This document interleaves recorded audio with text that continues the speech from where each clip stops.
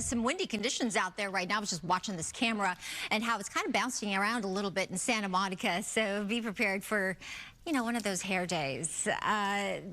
This weather report brought to you by Frigidaire at Howard's Appliances. Yes, the wind advisories are in effect, but the good news is it's only going to be in effect for a few hours up until around noontime. All the air is shaded in the tan color here from Santa Barbara, parts of Ventura, and into parts of LA County, South Creek, and that drive on the 5 freeway. Parts of the Grapevine will be impacted by some of those stronger wind gusts, nearing 45 miles an hour, even some isolated areas getting as high as 50 to 55 miles an hour. So you might want to delay your travel just a little bit, especially if you've got one of those high-profile vehicles. Our November highs calendar so far, we've had kind of a mixed bag. Yesterday it was 72. That was the 4th day below average for the month thus far, and I think today will likely be the 5th because we are expecting slightly cooler conditions. 71 is what we're expecting today for downtown. That's below the average of 74. Certainly far from the record of 93. Our sunset time early this afternoon, 4:51 p.m. As we look at our timeline here, 40s right now for most areas. As we get to around 2 p.m.,